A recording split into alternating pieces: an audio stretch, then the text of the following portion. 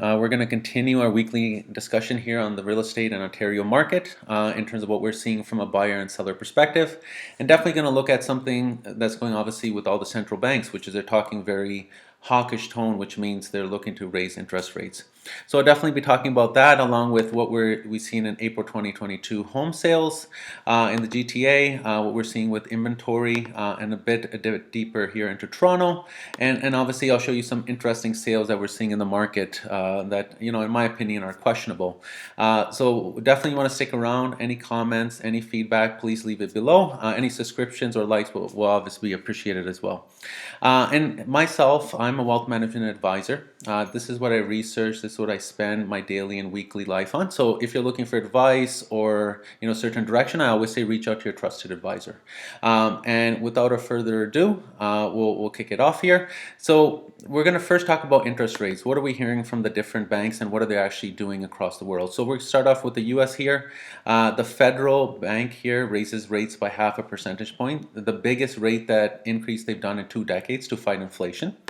Last month, the Bank of Canada raised their interest rate by 50 basis points as well in April. The next decision is June, and it seems like the 50 basis point increases most likely will continue.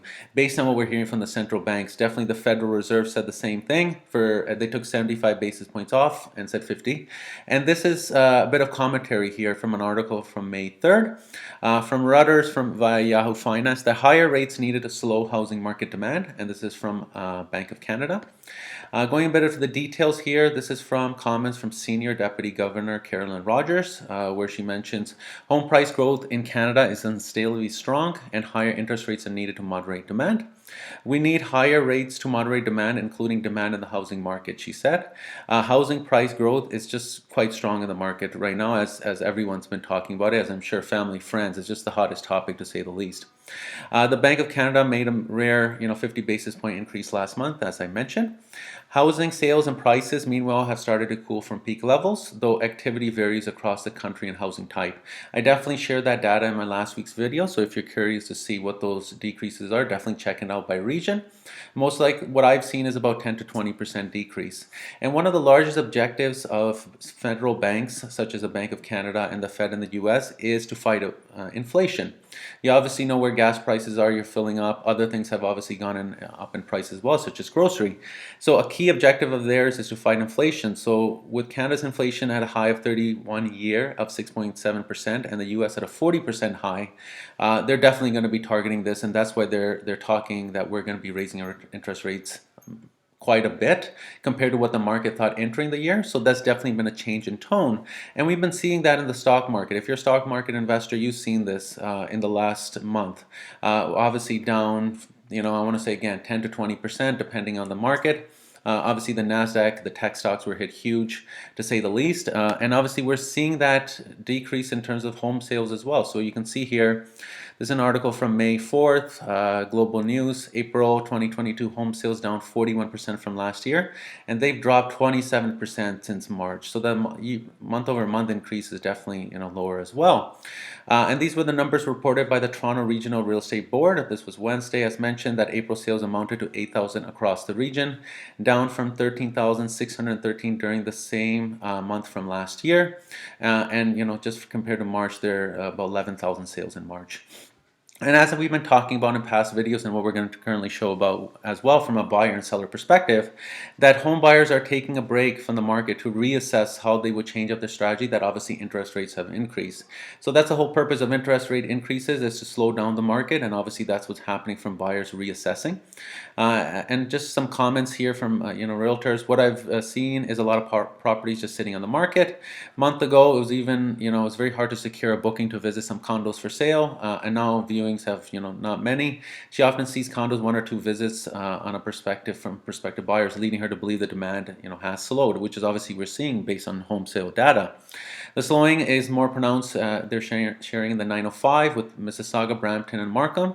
TREB found the year-over-year decline in sales was greatest in the 905 last month and was particularly apparent in the detached housing category. I'll definitely put this article in the description, so if you're looking to see what the actual monthly decreases are in terms of home types, you can definitely see that. Along with Toronto, I'll definitely leave this data in the market, but we'll continue along the conversation as I want to show you what is the current inventory. This is a Twitter thread from Alex. He's a realtor in Toronto and is from Twitter here. So GTA weekly active inventory update, no changes so far. Resale inventory is growing and rental one is declining. As mentioned, buyers are stepping aside, so obviously staying in rentals if they're currently in that situation or choosing to go into a rental.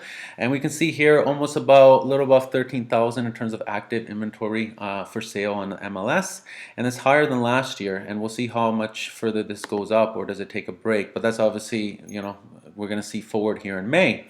And a bit here from if you're curious about the Toronto market.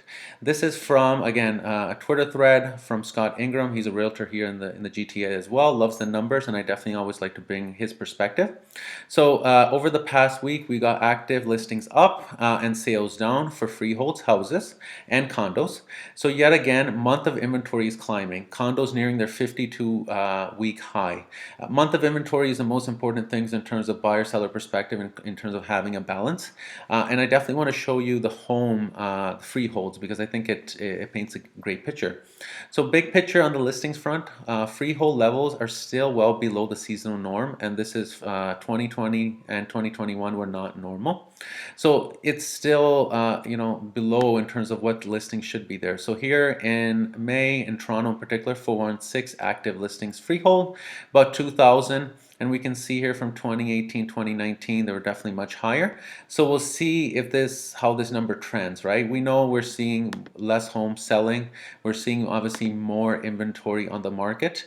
And we'll see how that continues along throughout the year. But definitely from a buyer-seller perspective, it makes you reassess, okay, well, what can I get for the price of my home, and what price do I think I need to pay if I need to buy a home? And obviously interest rates play a key role, as what we're seeing from the Bank of Canada and obviously Federal Reserve. And here, what I wanted to show you was some interesting sales. I think this is a person's perspective from Twitter. Just a chat group, and speculation flips gone wrong. Investors don't sell, a month later after they buy. So what that means is, let me just show you some of these sales here. So over 1 million loss in a few months, question mark, in terms of this behavior. So you can see here, this was a house for sale at 110 Heath Street West. It sold in 2021 of September 16th for 5.175 million. Here, April 5th, 2022, it sold for just about $4 million.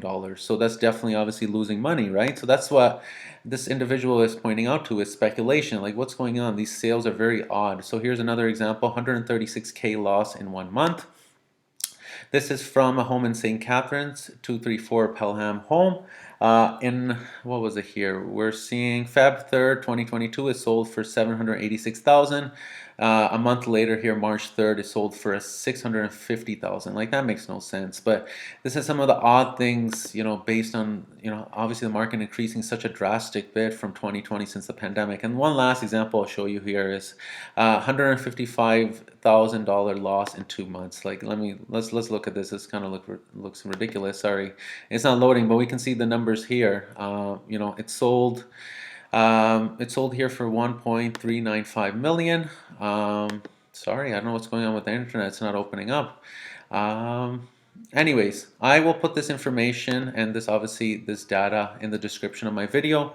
I hope you appreciated me taking you throughout this information. The biggest 3 points I want you to take away is obviously Bank of Canada, Federal Reserve are talking a big game. They're talking about raising interest rates, and interest rates affect the price of financial assets. As we can see what's happening in the stock market, seeing what we're seeing with home sales in April 2022, and where they potentially may be going for May and for the rest of the year. So a lot of factors at play. I hope you appreciated me taking the time to show you this information. I hope it was valuable.